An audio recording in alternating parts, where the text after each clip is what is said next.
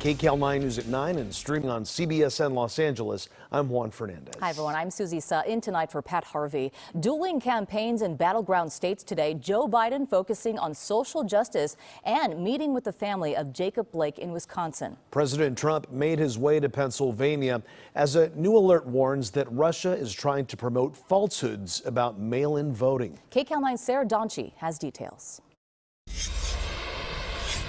President Trump and Joe Biden are back on the campaign trail tonight. The president went to the key battleground state of Pennsylvania. With 20 electoral votes up for grabs, both campaigns are making the state a frequent stop.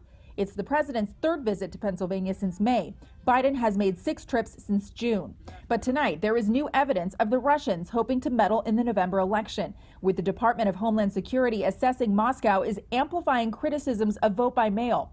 In a new bulletin obtained by CBS News, DHS said Russian proxy websites claim mail-in voting would create vast opportunities for voter fraud.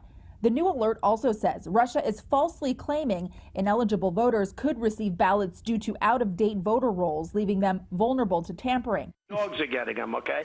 People that have been dead for 25 years are getting them. The president is now suggesting that voters show up in person to vote, even if they mail in a ballot, because it may not be counted. So send it in early and then go and vote.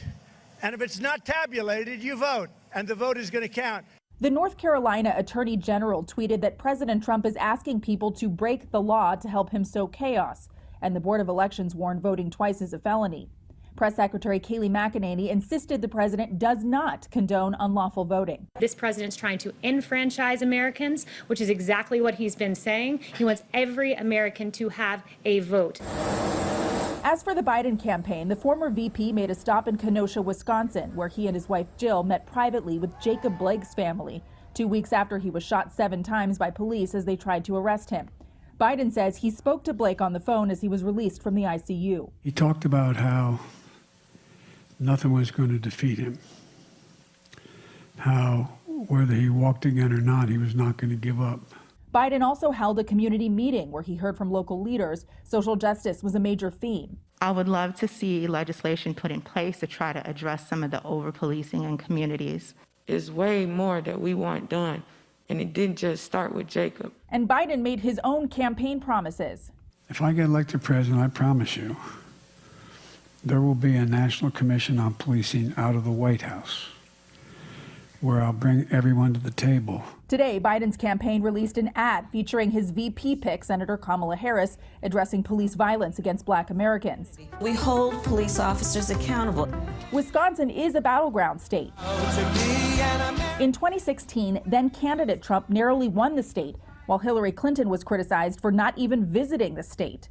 On Tuesday, President Trump came to Kenosha focused on restoring law and order and held a public safety roundtable. He did not meet with the Blake family. Now, the president also tweeted his message about people who opted for mail-in ballots to also physically go to their polling places to ensure their votes were counted, and in some cases actually vote again. Twitter flagged those tweets for violating its rules on civic and election integrity. Sarah Donchi, KCAL 9 News.